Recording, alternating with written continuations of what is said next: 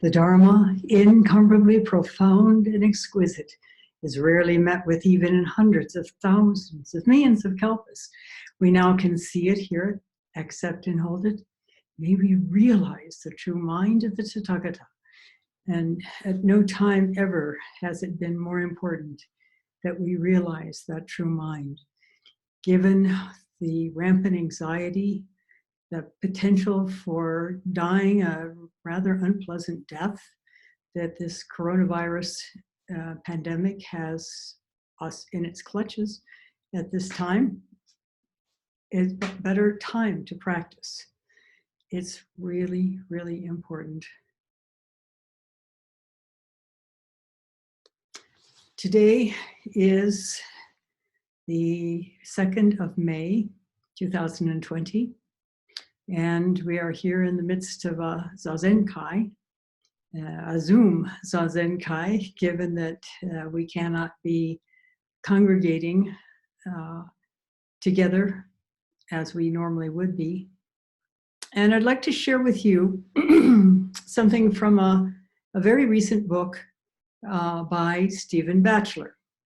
Now, Stephen Batchelor was a monk, at the very least in the Tibetan tradition.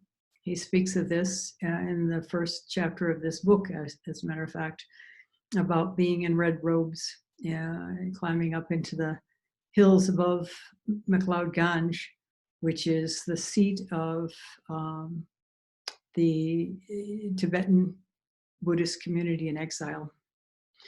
And also, he was apparently as well a Korean practice monk much later in Korea. And he speaks of the anniversary of the death of his Korean teacher. My first encounter with Stephen Batchelor's writings, and he's got a number of writings, was in a very important book called The Faith to Doubt. This was published quite a long time ago, 20, 30, 40 years ago, quite a long time ago at least. And it stems from the 3 pillars of Zen. The 3 pillars of Zen are great faith, great doubt, and great determination. These are seen to be the essentials for a successful Zen practice. Okay, great faith that you can do it. Well, I wasn't sure I had that, but at least I understood what that meant. Great doubt? What do you mean great doubt? What is there to doubt? And great determination? Well, there's stubbornness, which can stand us in good stead if we direct it in the right direction in practice, if we persist. So what is this great doubt all about? Well, Stephen Batchelor in that book really clarified it. Great perplexity is what was brought forth in that book. That made a lot more sense. We're born, we die, we live a relative life in between, some of it painful, some of it not so painful, maybe some of it quite happy. But then there's this tug in our chest all the time, except maybe right after we've gotten something we really wanted. So the perplexity is about, isn't there something more to life than this? And what we can realize can free us even from that question. So here he is with this new book called The Art of Solitude. The Art of Solitude. He talks about solitude in many ways, and this is something that quite many years ago, when I was at the end of an extended solo retreat at a temple, small temple in Kyoto, and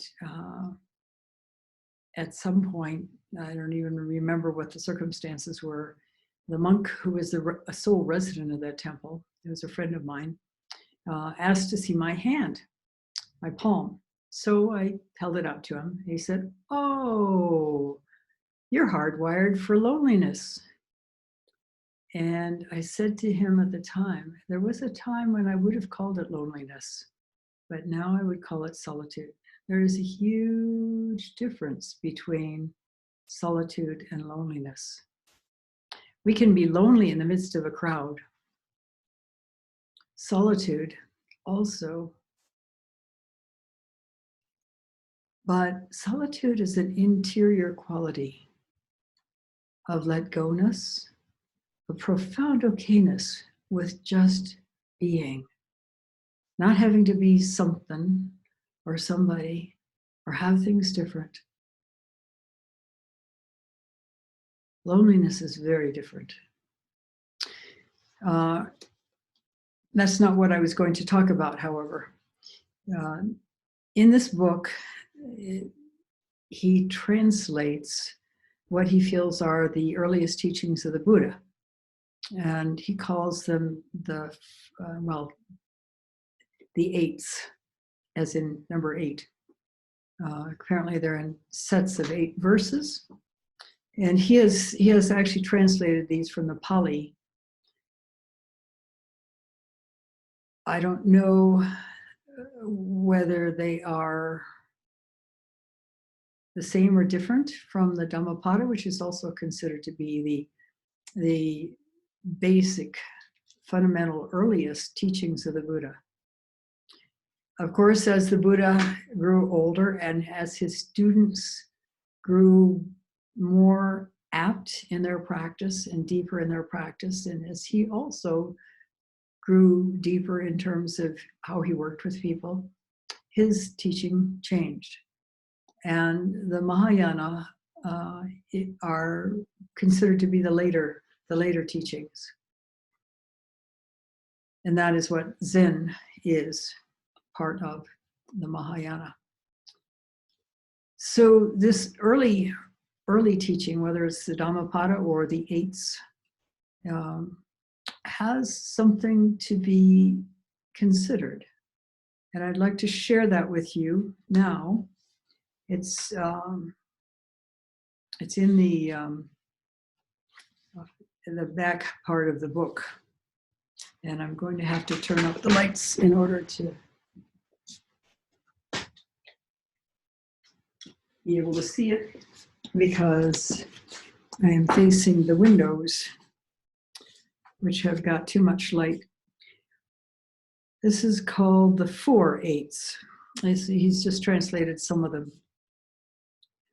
Number 1, the creature concealed inside its cell, a man sunk in dark passions, is a long, long way from solitude.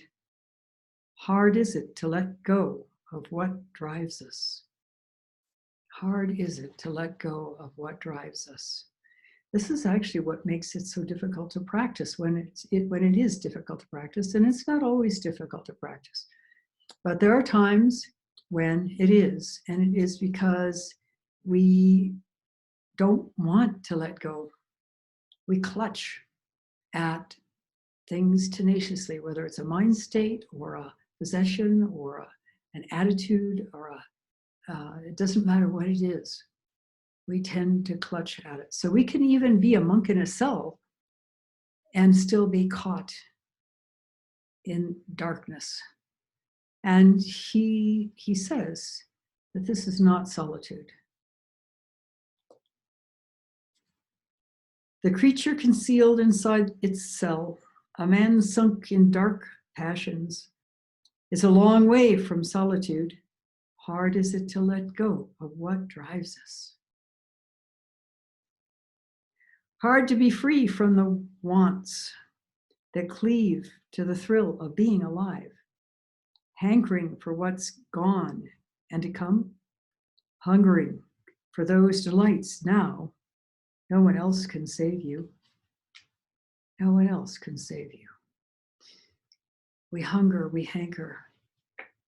We look forward, we look past, anywhere except the present. Because the present, for many people, can be filled with dread, anxiety, depression, frustration, anger, rage, and all manner of other feelings that we'd rather not have. And so as children, we learned not to have them, we thought anyway, by just kind of shoving them in the background of our minds so that we didn't have to feel them. What that resulted in, unfortunately, however, is we turned into logs, as in dead wood, because it is impossible to feel only pleasant feelings and not to feel unpleasant feelings. It's all or nothing. And when we try to shut down, for example, anger or rage, and there may be good reasons for that, by the way, then we also shut down our ability, our potential for experiencing joy, pleasure, happiness.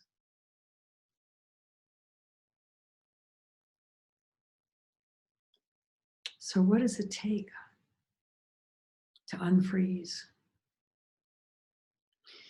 There is a danger in practice that we could unwittingly use the practice. It's particularly easy to use the extended breath practice to do this, to shut out any difficult feelings, any uncomfortable stuff. But that's not what the practice is about. There is a koan about an old woman, must have been relatively wealthy, at least she had a big enough plot of land that she could have a little cottage or a little hermitage on the back part of it. And for many, many years, there was a monk living there, welcomed by her to do solitary practice. And at one point, after 10, 15, 20 years, something like that, she decided to test his practice. She was a pretty sharp lady and one of deep practice herself. So she sent her beautiful young granddaughter out to say hello to the monk and to ask him how he was feeling. And so the girl went to his hermitage and said, hi, my grandma sent me out to see you. How are you doing? And the monk said, like a dead tree in winter. So the girl went back and told her grandmother what he had said, at which point the grandmother went and drove him out of the hermitage and burned it down. Why? After all that practice, he hadn't come alive? He still had ideas about what he was supposed to feel and what he wasn't supposed to feel. And so this young girl came and presented herself to him, not necessarily for anything nefarious, but there she was at his door. And he just denied any feelings that he had. That's not practice. That's not life. There's another story about two monks that were traveling together along a road, and they came to an overflowing river. And there was a young woman on their side of the river who was trying to get across, but it was way too much for her. She wasn't strong enough to resist the current. And so she was quite concerned about how she was going to get across. So one of the monks just picked her up, and two guys went across, one of them carrying the young woman. He set her down at the end of on the other side of the river, and they continued along their way. And they've been continuing along for quite a ways when suddenly the other monk burst out. Why did you pick her up? Why did you carry her? That's forbidden. And the monk who had done so said, I put her down the other side of the river. Why are you still carrying her? When we don't understand how to work with our feelings in our practice or outside of our practice, either for that matter, we end up being caught in a box, in many boxes actually. But they're boxes of our own makings. They're boxes of concepts. They're boxes built of assumptions. They're boxes built of conditioning. We have experiences. I'm not sure anyone goes through life with nothing but 100% positive experiences. We're all subject to disappointment, frustration, anger, boredom, and hopefully joy. And we often are conditioned through our environment to shut down the more negative, quote unquote, feelings, which, as far as we can tell, means just shoving them under the carpet, but that won't get rid of them. There are times when people will, particularly if they've experienced trauma, one little thing will just like light the place on fire. The straw that broke the camel's back. Something will happen and suddenly it will trigger all the built up rage, frustration, anger that was stored up under that carpet, and it'll burst forth. And the reaction will be so much more than what it would have been had that backlog of rage not been there. How many of us have suddenly erupted at what seemed to be, from other people's perception at least, a rather mild situation? Well, it's because we haven't dealt with what we've shoved under the carpet. And our Zen practice is such that that stuff is going to come up, which is terrific, because then we've got a chance to work with it. We've got a chance to get at the source of the problem and release that tenacious hold we have on whatever it is. But without realizing that, when we have experiences in our practice that appear negative, we often will jump to the conclusion that the practice isn't working, that we're not doing it right, or we're not good enough, or all the other things we can tell ourselves and have told ourselves most likely for a long time. But what's the real truth? The only way I know to find out is to allow ourselves to really feel what it feels like in the body energetically. It can be enlightening, truly. It can release us from the power of whatever that feeling was that we wanted to hide from. And the amazing thing about it is that when we do that, there's a sense of freedom and ease that comes as a result. It's almost like space opens up before us, and we can move and we can breathe. And we do that over and over and over again. Whenever there's any kind of difficult sense in our body during the practice, and that is how we walk into freedom.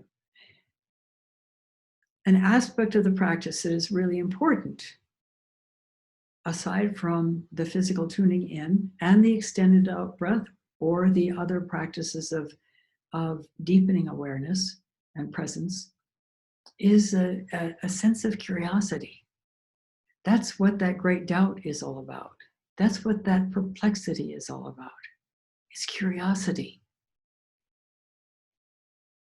And there's a lot of ways to word it, but we don't need to word it. Just to feel kind of almost like stretch every cell in your body beyond the form of your body, to see if you can see the source,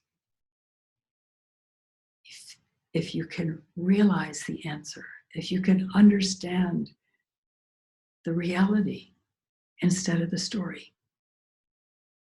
So back to the eights. Obsessed in dumb pursuit of pleasure, you embark on a lonely, unbalanced life. You cry out in anguish, what will become of us when we leave here? Be someone who practices right now. Don't be thrown off course. For the sake of what you know to be unbalanced, life is short, declare the wise. I see people tremble on this earth, compelled by a thirst for what's going on. Weak men gabbling in the mouth of death. Their thirst for something and nothing unquenched. You see them tremble for what's theirs, like fish in shallow puddles of an arid gorge. When you know this, act unselfishly. Form no attachments to what's happening. That, of course, doesn't mean abandon compassion. And really, the fish in the puddle in the dry, arid gorge is each one of us anyway. So, how do we jump out of that puddle, turn into dragons, and become free? Because we can. It takes work. But you can do it. You have everything going for you. That you're sitting here listening to this talk already says that. And especially if you've been sitting Zazen since 9 o'clock this morning and it's already past 2, that speaks even more positively about your potential. There's nobody who doesn't have this potential. There's nobody who doesn't have this innate wisdom, compassion, generosity. We just have to become increasingly clear, letting go the conditioning that prevents us from seeing and living it. And then, well, this practice wouldn't have prevailed for more than 2,500 years if it didn't work, if it wasn't worth doing. So go for it. You can. And you won't regret it if you do. Thank you for listening. We'll stop now and recite the 4 vows. And again, as we said at the very beginning, if you are alone, go ahead and voice the vows, although probably not too exuberantly, because we want to be careful about airborne particles, particularly now when who knows what could be lurking in them, not to make you concerned about it, overly concerned about it, but it's worth paying attention to. But if you are with other people, then please only recite these silently to yourself. Shujo hen segando bono mujin segandan. muryo seigan gaku Mutsuro mujo seigan jo Mujo muhen seigan do Mono mujin seigan dan Homun muryo seigan gaku Butsuro mujo seigan yo Shujo muhen seigan do Bono mujin seigan dan Homun muryo seigan gaku Butsuro mujo seigan jo. Sentient beings are numberless. I vow to liberate them. Clinging is inexhaustible. I vow to put an end to it. Dharma gates are boundless. I vow to master them. The way of liberation is unsurpassable. I vow to become it.